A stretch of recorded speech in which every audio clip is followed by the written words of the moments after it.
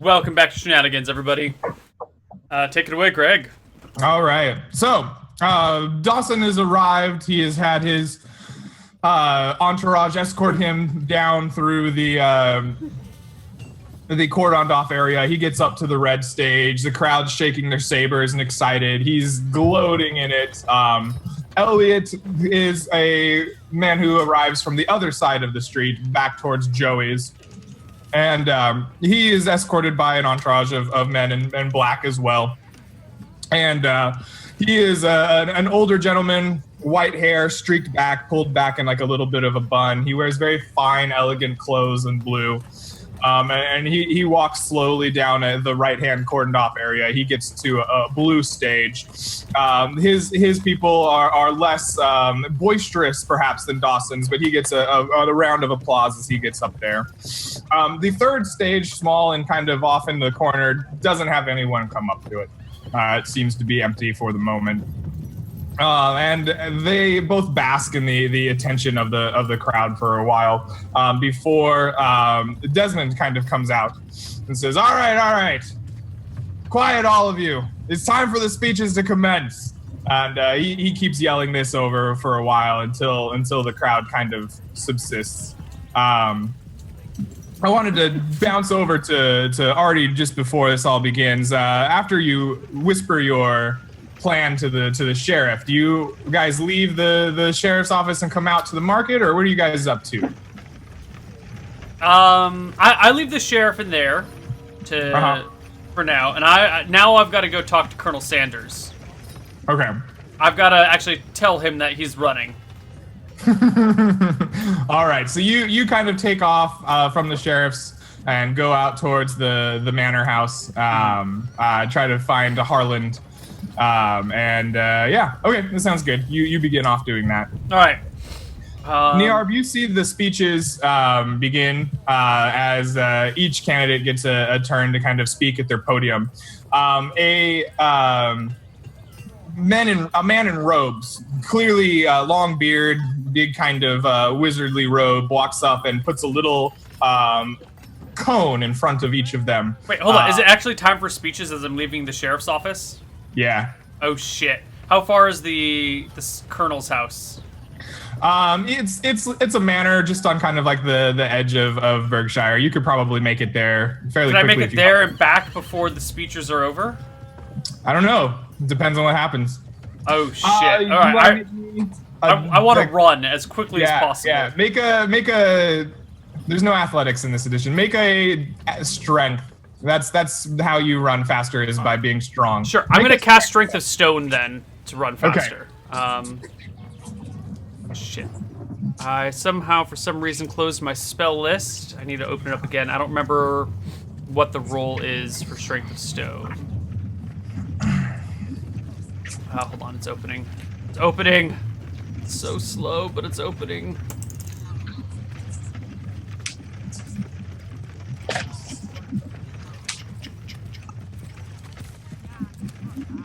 Fist of Stone. Come on. There we go. Strength of Stone. D4 points or to a minimum of 16, whichever is higher. My strength is already 16. Oh, shit. Okay, so I'm going to cast Strength of Stone on myself. For 4 points. Whoa. Bring it to like 18-20, I guess. Okay. Okay. D20 plus 18, 36. Yeah. All right. You spend a moment to imbue the muscles of your legs with the very strength of stone, and as you push off each step, like it crushes a little bit of the ground behind you, leaving little footprints, and you dash off at a wicked pace towards the manor house. And you are fairly certain you might be able to get there and back when you bust. Nice. Oh, the chat brings up a good point. You have spell failure. I do have a 25% chance of spell failure. Yep. 25 or lower. Woo! All right. You do all of this, and you sprint off towards the manor house. Niarb, you see the candidates take their place with this little cone in front of them. And the first one to speak is Dawson. And he gets up and he kind of waves his hands around with his little tiny fingers. And he gets up and begins speaking. And he says, I am Dawson, and I am going to make Berkshire Desu again. And everyone cheers. And he says, I will bring us back to normalcy. The name change is only a small thing. I will reopen the sausage factory. We will make sausage in Dead End Sausageville once again. I will bring you all jobs. But more importantly, I'm going to kick out all those foreigners that are taking them from you. We're going to make everyone pass the Berkshire Citizens Test. We're going to round them up and we're going to kick them out of here. And he continues on in this kind of over-the-top rhetoric. There's people waving sabers. He gets really excited about that. And he says, I believe in the Second Amendment right. We should have open carry for all weapons in Berkshire. We have to protect ourselves. And this continues on for a while. All right. So while that's going on, I'm going to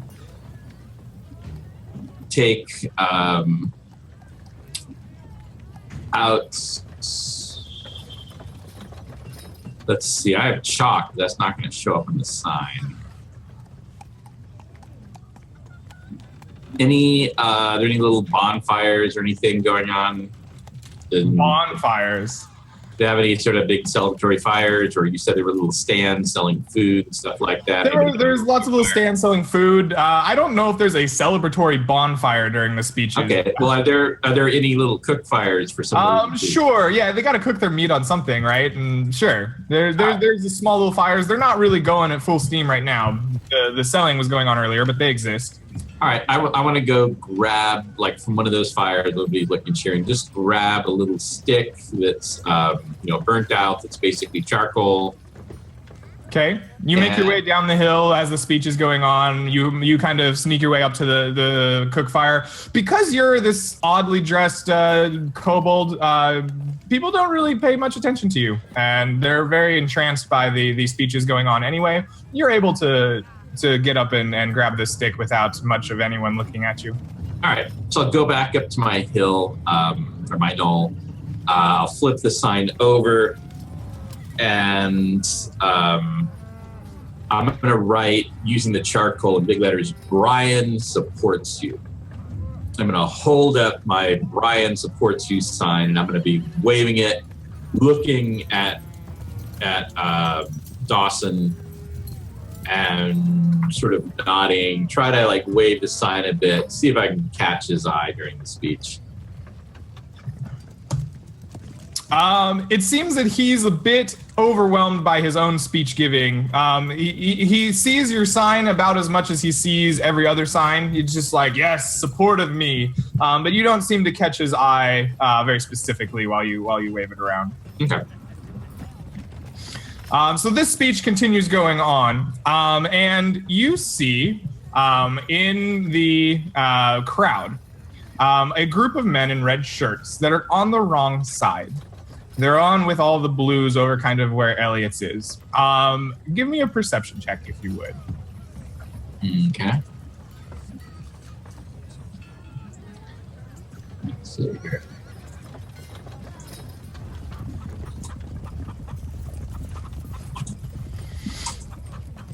Okay, you recognize among these people dressed in red one of the gnomes, the gnome that addressed you in the Shenanigans bar. He was trying to sell you the Elliot hats. And these 5 people dressed in red begin pushing and shoving and grabbing people in the blue crowd. And they say, yeah, he's right. We got to throw out these foreigners right now. Get them. And they're shoving and making a riot. And this is riling up the rest of the crowd. We're pretty close to a full-on, insurrection here. All right, let me see. Charm. I think this is a charm spell. Let's see. Oh, it's got even longer range. How many of them are there in that little group? 5. All right, let's see what I can do. I got 120 yard range. Hold person. Ooh. that group. Ooh. I don't think they get a save for that. You're gonna rig the election in a very different way. Yeah, no. Before humans. These creatures do not get a save. You hold them.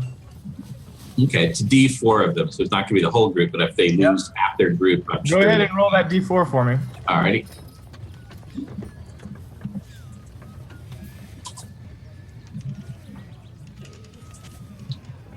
All right. You run. So I try to target the leader as best I can. Oh, okay, that's fine.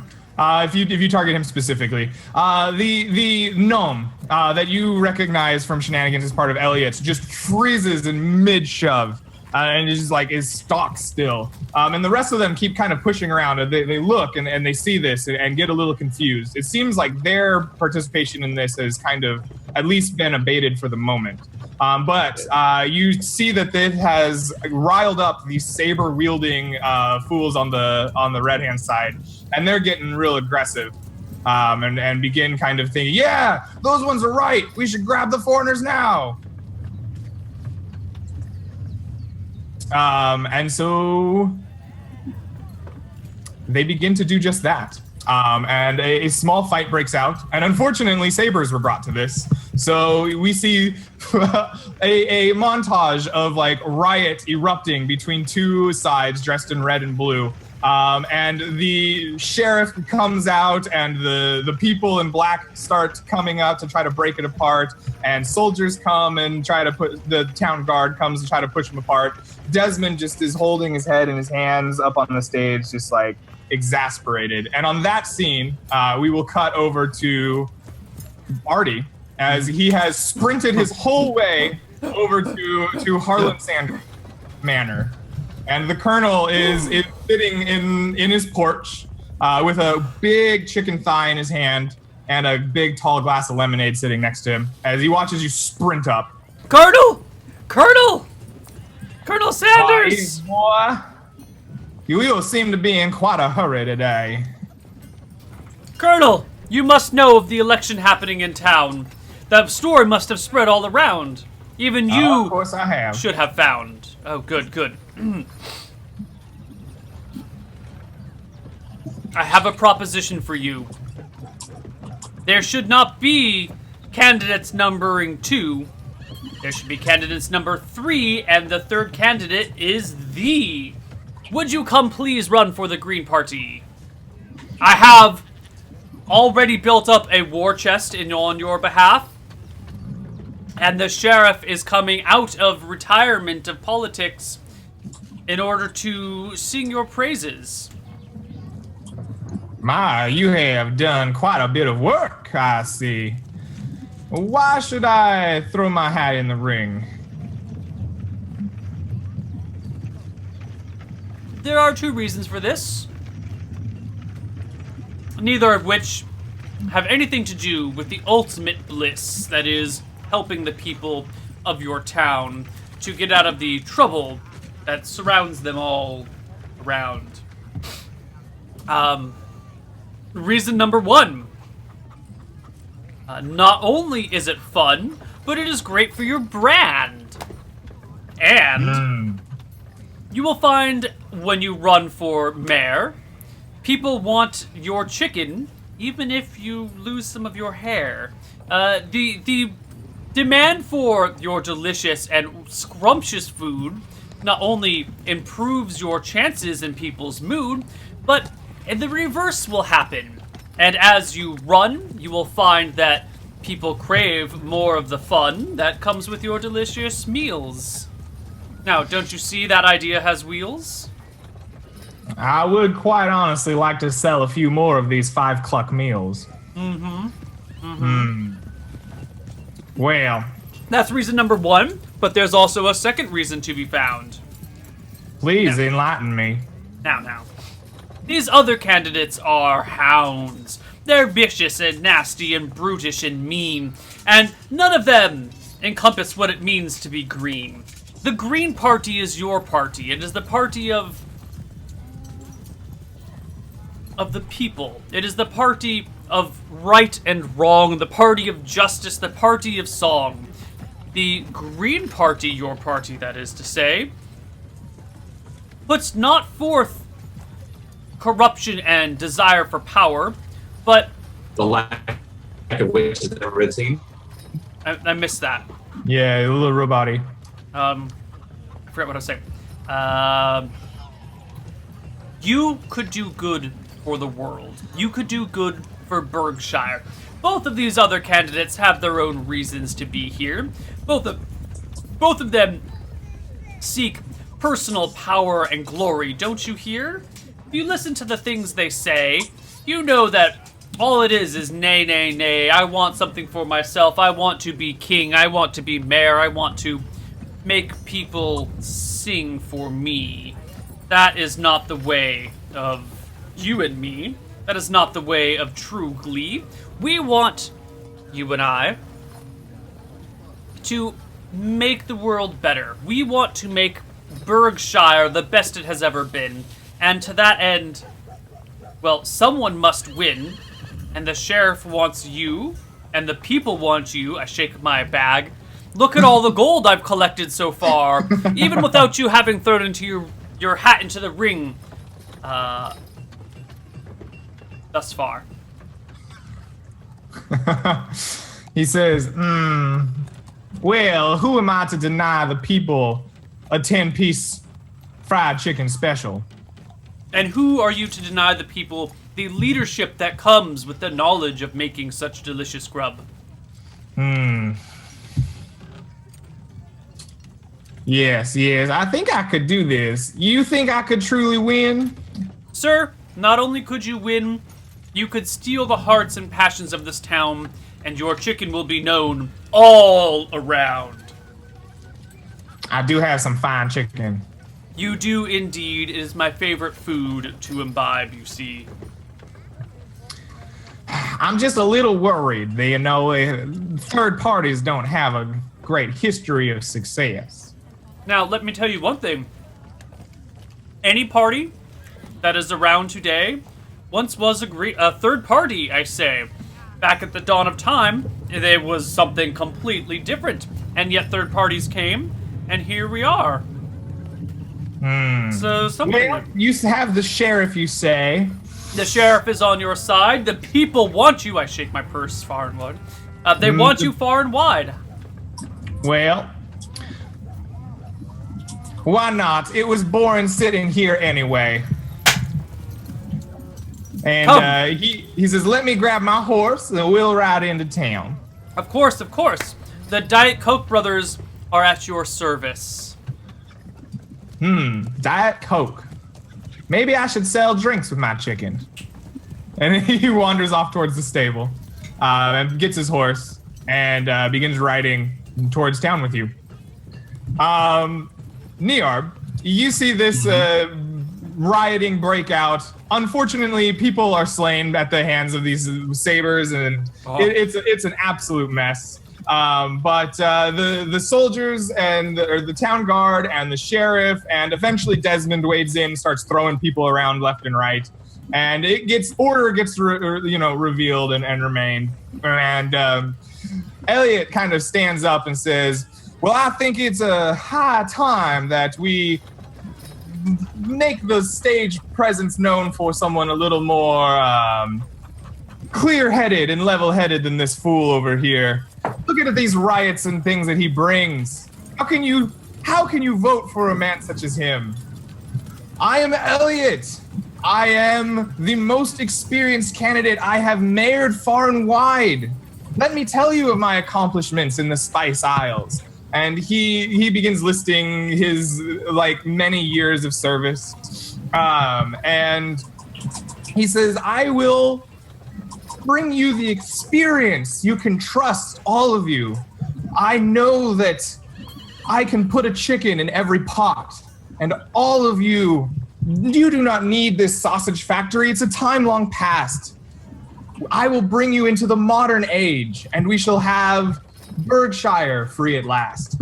And he gets some applause and everything, and the Dawson candidate walks up to the megaphone and says, You can't trust a thing this man says. This is a crook, a swindler. You know that. I'm sure those men were plants of his. In fact, he's been known to rig elections far and wide. How do you think he ever made it to the Spice Isles? A vote for Crooked Elliot is a vote for disaster. And the crowd begins cheering again. But now there's town guards kind of separating the two, and they begin pushing back and forth. And these two begin a rather petty name-calling argument right on the middle of the stage. As Niarb, you look to the east, towards where the manor house is, and you see Colonel Sanders riding in on a horse with Artie sprinting, tuba on his back, stride for stride with it. Okay, I'm gonna run up onto the third platform. Okay, you take advantage of the bickering to run up on the third platform. All right.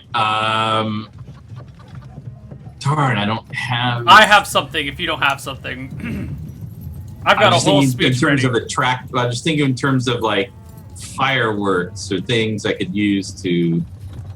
Oh well, I guess I've got something. So I'm going to color spray up into the air, not hitting people. Okay, yes. You spray a fan of colors into the air in this big spray, and this definitely grabs the attention of the vast majority of the people, including the two candidates on stage, as they turn and look at you in your red robe and bushy beard, spraying out these colors in the air. All right, so in my Samuel Jackson hat. Oh no, wait, he's got the hat. I just have the right. Well, fuck that. Still gonna go. All right. I say, is anybody else sick of these motherfucking candidates on this motherfucking stage? We need somebody that gets rid of business as usual. We need a new candidate. But do you think just any candidate is going to come riding in on a white horse to save us from this garbage that's going on? Is that likely? Is that just gonna? Holy shit! God. And you point, and at that moment, the horse comes riding in, bright white stallion, Colonel Sanders with his mustache flopping in the wind, and a gnome with a tube on its back sprinting behind it.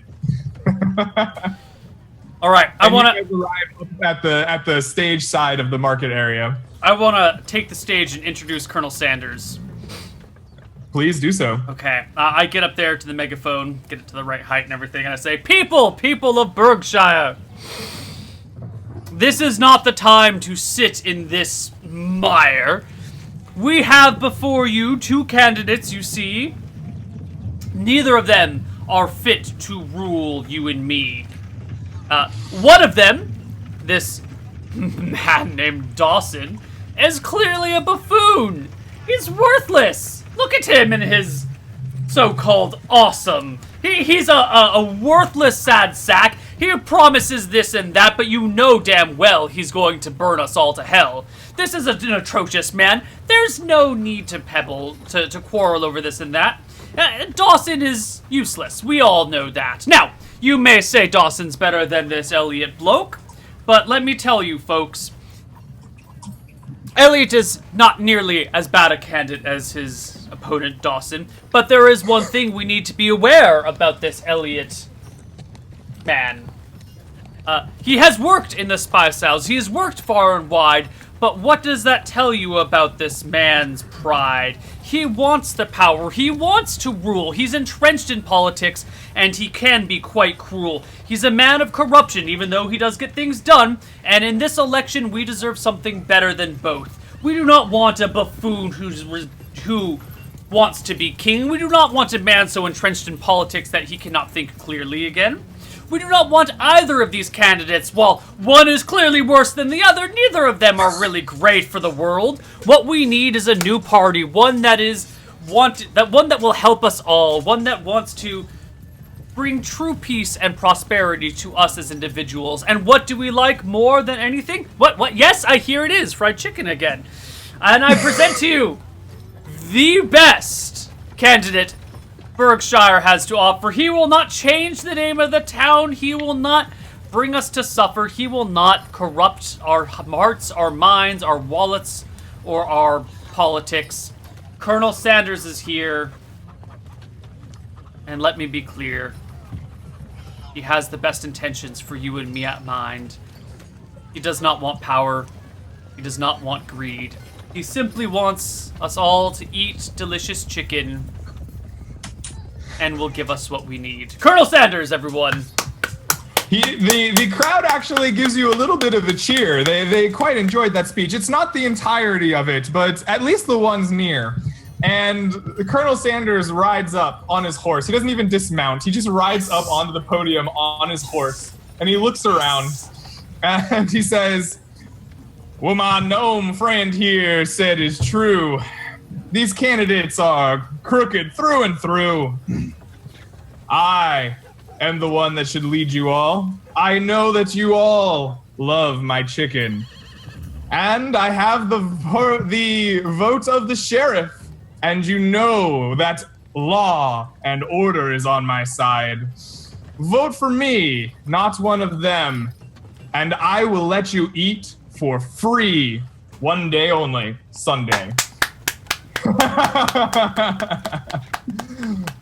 And the crowd actually, I want Artie to roll his charisma with a +2 bonus for his amazing speech. And we'll see how much of this crowd is really into this. 33! Oh, yes. This crowd is surprised and taken aback, and there's a spectacle and a man on a horse and a wizard shot colors into the air, and there was free chicken promised. They're just ecstatic. Like, the crowd is being won over slowly. And with that, the speeches kind of come to an end. Soldiers usher the candidates off. The crowd is dispersed. Many people are taken to jail by the sheriff for murder charges. The jails are now very full. And you guys are kind of left with the aftermath of this. Before everyone heads off, Desmond gets up next to the megaphone and says a reminder. As a reminder, you all have a day to think on these speeches and everything you've heard in the last week. Tomorrow in the town square, we will have this set up for the voting election itself. You should have all had your voting papers mailed to your houses. If not, there will be extras at the bars. I will see you tomorrow.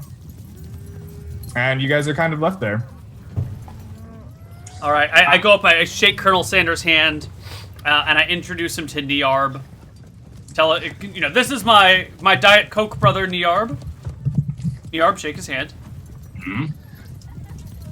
Yeah, he shakes his hand and looks at you both and says, "Well, that was the most fun I've had in some time. I'm quite excited by this politics thing. Thank you for supporting me, so." It has been our pleasure, Mayor. Well, we'll see about that. Come, I think we should have fried chicken in celebration. On me today. Yes. That sounds great. Excellent. Eva has to go to the porta potty before I join you. I'll meet you there. Take care of your business. I assure you the chicken will be quite greasy.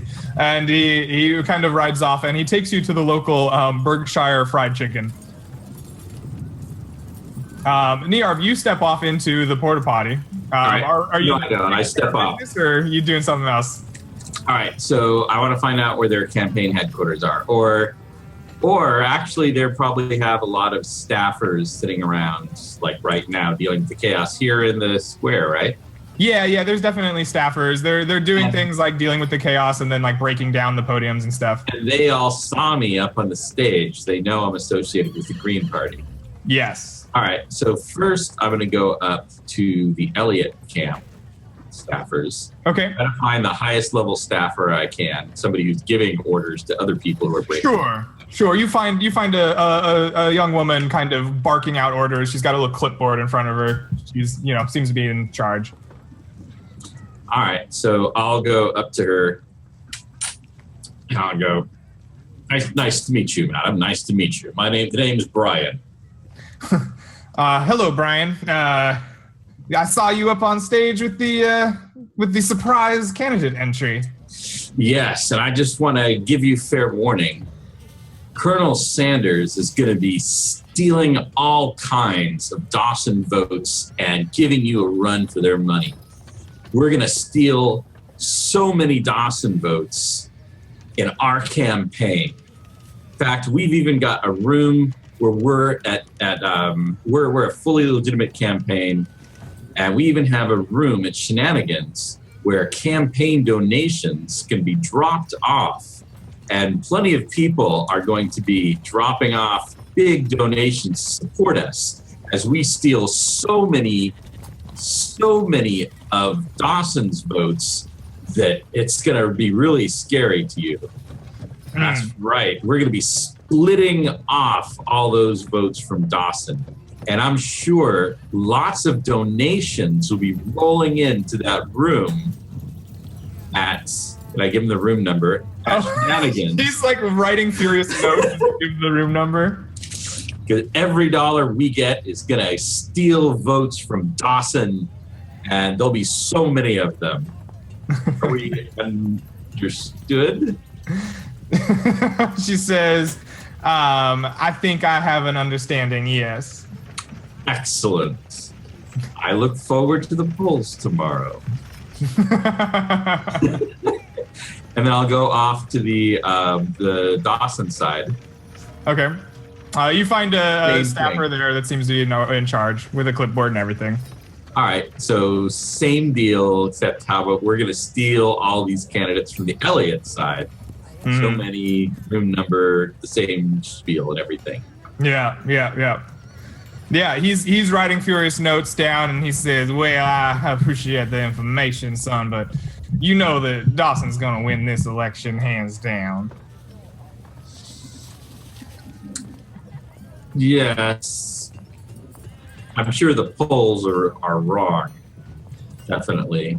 He hasn't had a bad week in anything this last week or anything, but I'm sure that you're not interested in us splitting off all these votes. Is the candidate around? As a representative of the Green Party, I at least would like to shake his hand, show him, good sportsmanship.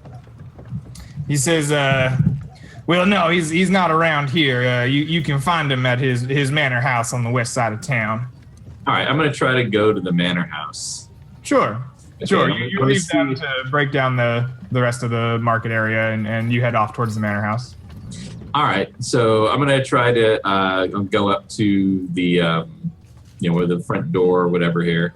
I'm sure it's got a big giant D on it.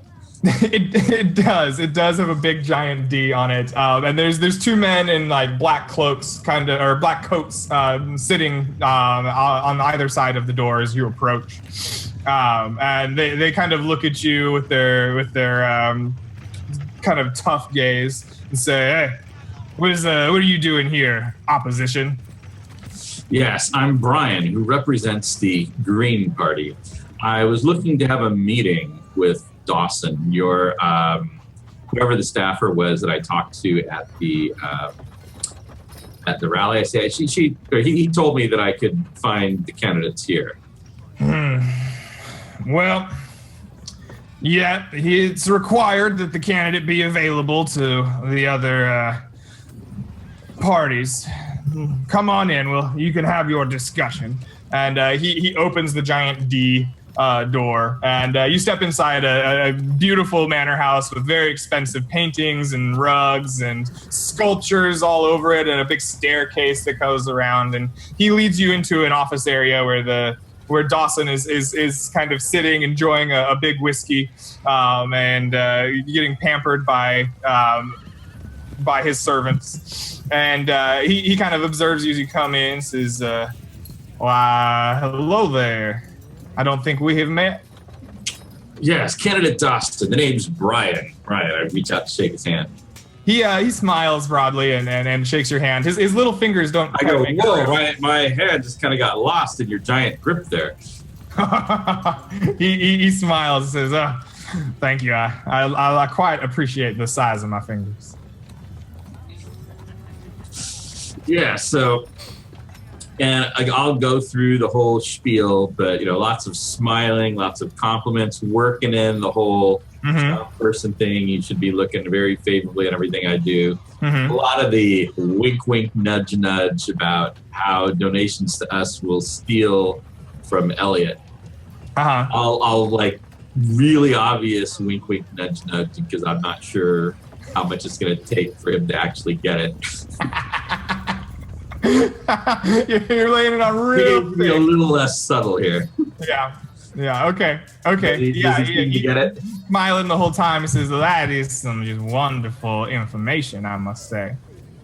Can I repeat the number? Would you like me to write that down for you? Oh, please do. Okay, so I write down the room number. I write down Brian. Yeah. I write down Shenanigans. Perfect. Everything. Okay. All right. Yeah, you do all of this. He's very cordial with you. Very. He offers you whiskey. He offers you, fine meats and cheeses on a platter that are nearby. He offers a service. This is really luxurious. Yeah. The best. Absolutely. I have the best servants and the best meats. I could tell from the moment I stepped through this door that you were the farthest possible thing from poor. That's right. I am quite opulent. I heard that word once. I think it's a good one. I have the best words, All your words are the very best. They leave behind all the rest. Well, I thank you for coming here. Are you sure I cannot interest you in a further massage? I have the best servants. As much as I am sorely tempted, I fear this time I must be exempted. I have to go join our candidate.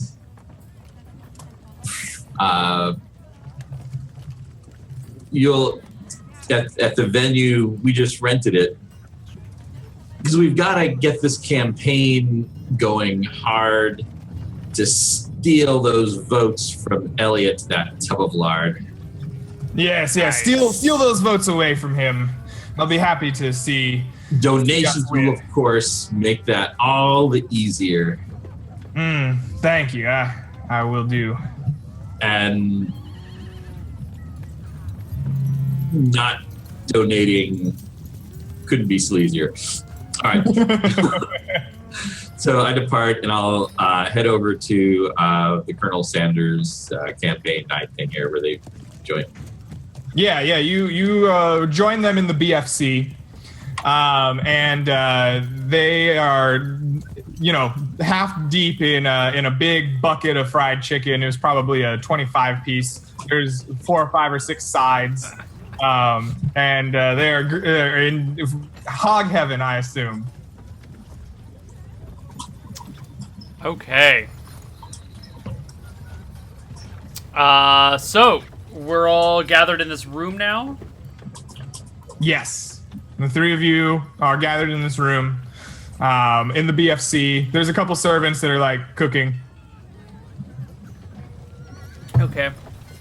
I guess I wait. I look at Neorb and go, "So, my fine Nomish brother, what have you been up to? This, that, and the other?" Oh, first I went to the porta pooper. Things didn't go well. It was not very super. Then I had to swing by Shenanigans just to check if there were any more chores again. Now I'm here. How is it going? Is our campaign base slowly growing? I do believe that is the case. I do believe we're going to win the race. We have not only the wonderful and talented Colonel Sanders, but we have the sheriff and all that other matters. I see that when it comes to schemes, you're the man who's coming up with the perfect devious plan. I am inspired by the goddess Ephra. I have no plans of my own, no designs of my own. I am simply a vessel through which she flows.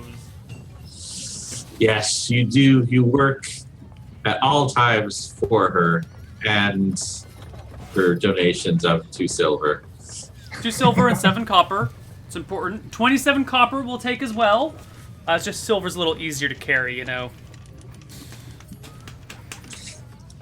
I'm sure the money will come rolling in. So far this evening here, how has it been? We've had a lot of chicken. You guys have had a couple of people kind of come into the BFC and order chicken and shake hands with the prospective candidate. It seems like you get a lot of the people that aren't already garbed in red and blue that come in.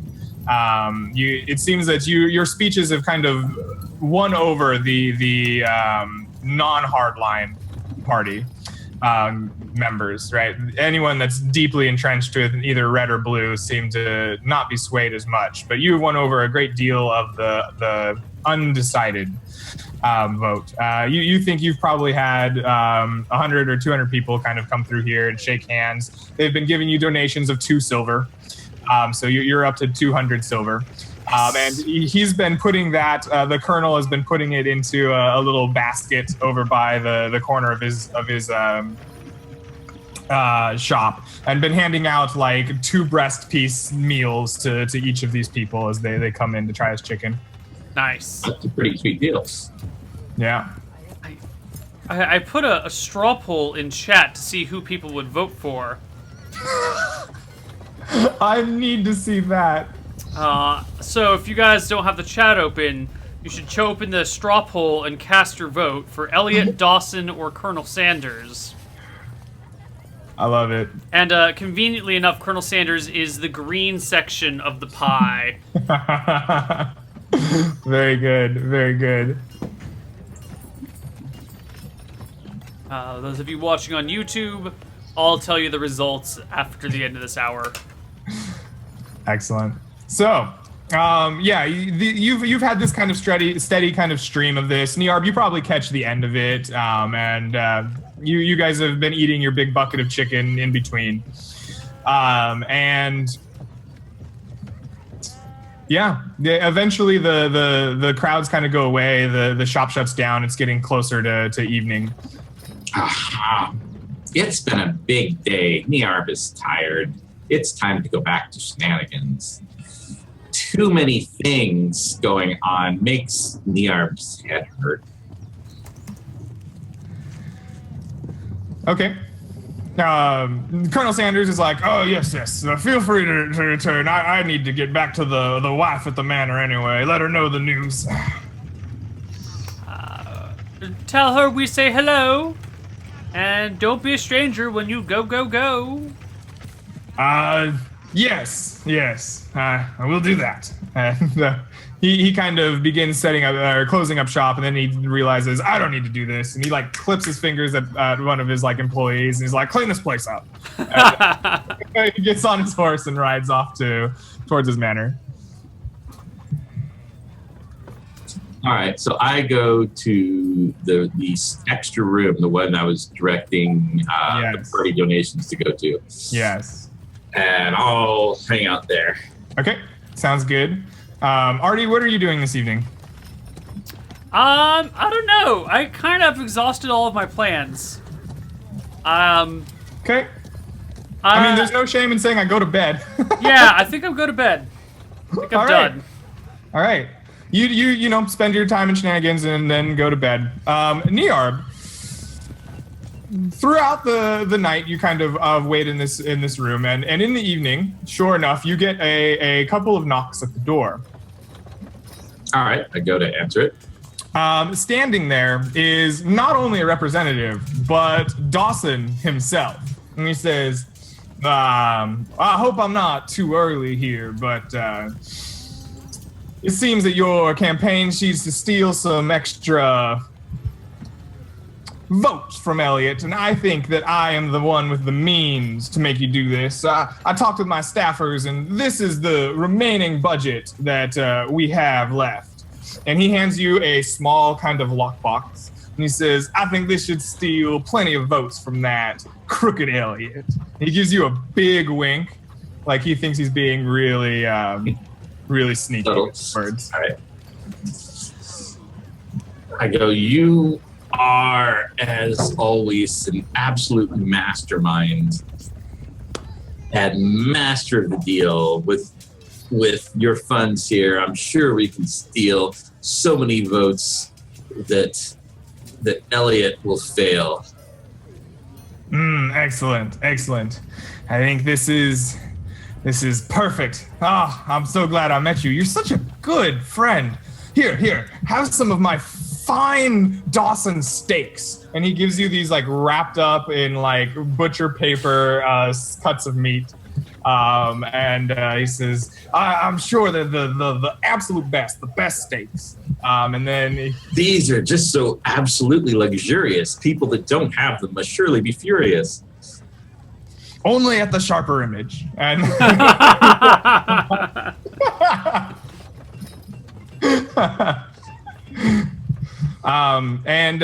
later that night, you do get a couple of after the check. How much is in the lockbox?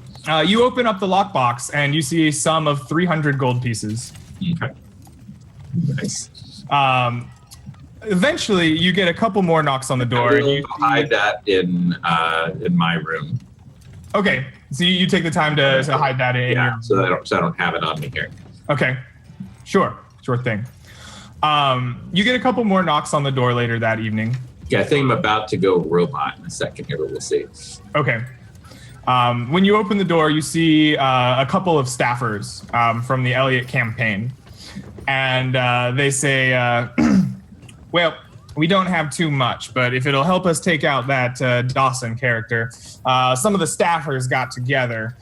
We heard you over talking with our head staffer, and we think we could help donate.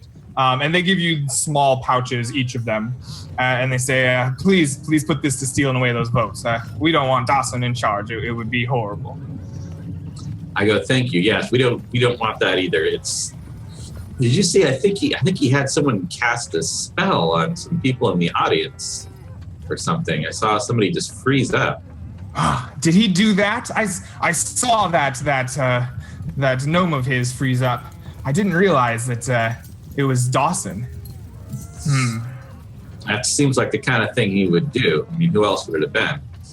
You're right. He's so underhanded, he probably planted them there himself to try to do something. I don't know. I'm glad you're on top of things. Excellent. And they shake your hand like, thank you, Brian, and they leave. Actually, I'm with him. Excellent. And inside of the pouches that they hand you are 50 gold pieces each. Nice. Good job. Okay. Yeah. So from each pouch, how many pouches were there? They each had one, so they handed you two. Oh, okay, so 100 gold. Plus whatever you got in the chest. Okay, so 400 gold, nice. Yep. Do you stay the entire night in this room, or do you leave at some point? Again, I hide that gold back in my room. And I do lock my door. I'm going to go to sleep, but I do lock my door, check the window, make sure that's locked. Okay. And I'm going to put something against the door that will fall, make noise, whether it's the like precariously tipped and empty chamber pot or something, with some copper coins in it so that it makes noise when it falls. And okay. Just in case anybody decides to do anything. Okay. Excellent. And I'm actually, just to be ultra safe, I'm going to put, do the whole, thing you did with a kid where you like make it look like you're sleeping in the bed there. I'm Put the pillow there and everything. And then I'm going to sleep because I'm a kobold. I can fit under the bed. I'm going to grab like an extra blanket and go to sleep under the bed. Okay, awesome. So, let me roll some dice. Okay. So, at about a couple hours past midnight, you've gone to sleep. You eventually tuckered out underneath the bed. You awaken as you hear a crashing pot. The chamber pot has broken open, and you hear the coins scatter out on the floor in front of you, and you hear a muffled curse coming from the doorway. As you open your eyes in the darkness, you see a hooded figure kind of stepping in, and they begin kind of looking around the room. They spy the bed. Ringways, I knew it. Yes. Your breath comes out frosty. He looks around. He spies the bed, pulls out a twisted dagger, kind of walks up to it. So his legs are now kind of like in your vision. And you hear the sounds of him thrust his knife into the like bedpan that you have there. All right, so it's just the one? Just the one. You hear the sounds of this. He this time curses a little more loudly and says, "Oh, Martha, damn it!" And he spreads around all the. And I'm gonna. All right. So from under the bed, up at him into his face, color spray. Okay, you roll out of the bed. You go to color spray him. I'm gonna roll to see if he's surprised. Well, does he even get to know that's going on? I mean, I'm under the bed. Can I just reach up and fan it at him? I see what you're trying to say. You just want to reach up under him and just... They come shooting out of my fingers. Yeah. They cut my fingers. Up in his face. You color spray him. What level are you? 3. Okay, he goes unconscious. All right. Quickly tie him, tie his hands, hobble his feet, take his dagger, put him face down and search him. And I take a look at his face, anything I recognize. You don't recognize his face, but as you go through searching him, you find a big pin, and on it says, Elliot, experience you can believe in, or experience you can trust. And you search through him. He has the dagger on him. He has a night black cloak. He has thieves' tools that are in a small pouch on his waist. He has a belt pouch with 15 gold pieces in it. And he has like climbing boots with the studs on them. All right. So I'm going to take his night black cloak, put it around his head so he can't see a darn thing. Okay. Wrap it around a couple of times, and then tie a little rope, not to choke him, but to hold it in place. Okay, sure. So he's going to wake up here eventually. I'm going to take everything of value. I'm going to take, what the hell, the climbing boots, the thieves' tool, the gold, the dagger. Have the door closed. Here.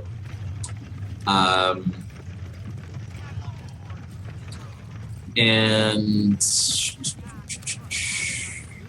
I'm going. Is there like a beam or anything I can throw a rope over? Sure. You're on the second floor here. You can find, if not a beam, you can find some kind of piece on the ceiling. You can get a rope around. All right. So I'm getting like the rope from my room or whatever. So I'll throw a rope over it. He's already kind of tied and hog-tied. I'm going to cut some cloth from the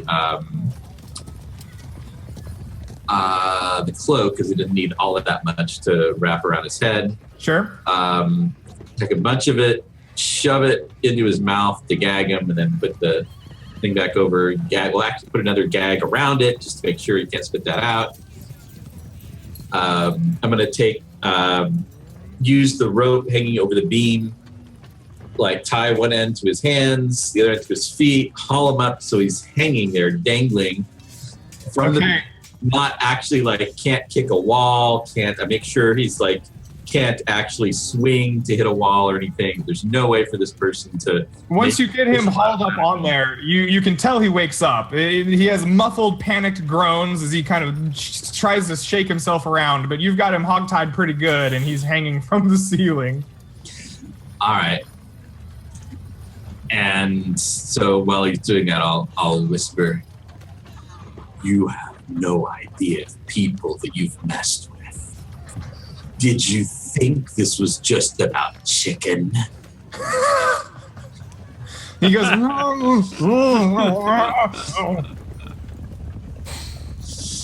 "You're down the rabbit hole. The question is anybody going to think to find you down there? Or have you disappeared?"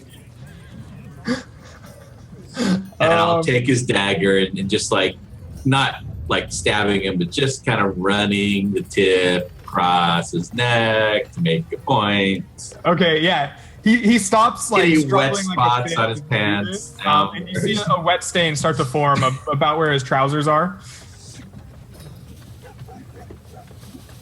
"Oh yes, I've run into your kind before at the Landgate Hotel. This is amateur hour. You have no idea."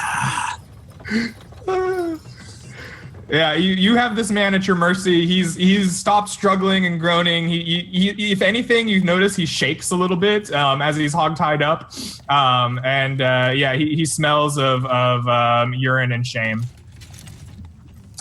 All right. I go, "We're going to play a game of who can be the quietest. I'm going to be very, very quiet. You need to be even quieter. At the end of 24 hours, if you've been very, very quiet, maybe you'll live for another 24 hours. Do I need to tell you what happens if you lose the game?" His head kind of like rocks back and forth like this. All right. Then I will go very super slowly. Actually, I'm going to take my wineskin, pour a little bit on the hinges to lubricate them as well as I can. Okay. Very slowly open the door, just to not make any noise. Like like when you're a kid, like trying to be as absolutely quiet as possible, taking like 30 seconds, take one step. Yes, absolutely. I just do that out, close the door. To get everything as slowly as possible to make no noise, and then I'll go to my room. All right, yeah, you close the door on him, leave him tussed up in your extra room, and you go to bed with all your newfound wealth. Okay. And I don't know, is this where we want to stop for the hour? This is a great stopping point. I was actually just about to say it. Why don't we wait here, and we'll see you guys all on the other side of our break, and we'll see who wins the election. By the way, for those of you in the YouTube... Oh my god, I closed it. How did I close the straw poll? All right, hold on. I think I have it up. Okay. We have, right now, the straw poll has Colonel Sanders winning with 31 votes at 65% of the chat. Dawson coming in a firm second with 13 votes and 27% of the chat. And Elliot a distant third with 4 votes.